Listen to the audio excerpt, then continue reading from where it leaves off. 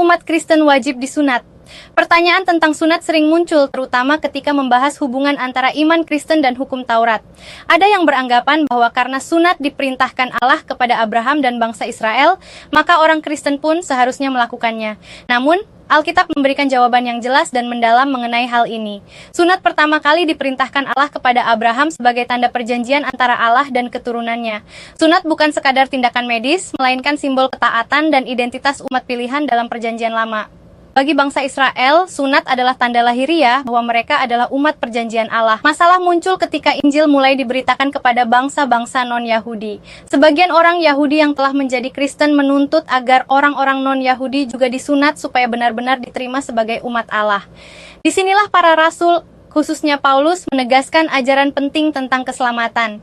Rasul Paulus dengan tegas mengajarkan bahwa keselamatan tidak diperoleh melalui sunat atau perbuatan hukum Taurat, melainkan semata-mata oleh iman kepada Yesus Kristus. Dalam suratnya kepada jemaat di Galatia, Paulus bahkan berkata bahwa jika seseorang mengandalkan sunat untuk dibenarkan, maka Kristus menjadi tidak berguna baginya. Keselamatan bukan hasil usaha manusia, tetapi anugerah Allah. Paulus menjelaskan bahwa dalam Kristus yang terpenting bukanlah sunat atau tidak sunat, melainkan iman yang bekerja oleh kasih.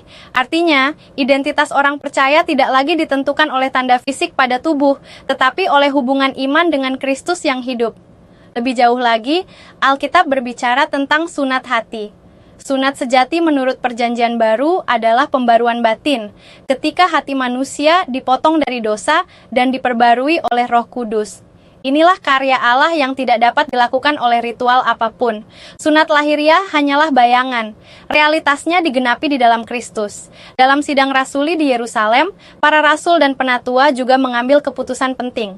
Orang-orang non-Yahudi yang percaya kepada Kristus tidak diwajibkan untuk disunat. Keputusan ini menegaskan bahwa keselamatan adalah oleh kasih karunia Tuhan Yesus, bukan oleh beban hukum Taurat. Namun penting untuk dipahami bahwa sunat secara medis atau budaya bukanlah dosa. Jika seseorang disunat karena alasan kesehatan atau tradisi, itu tidak bertentangan dengan iman Kristen.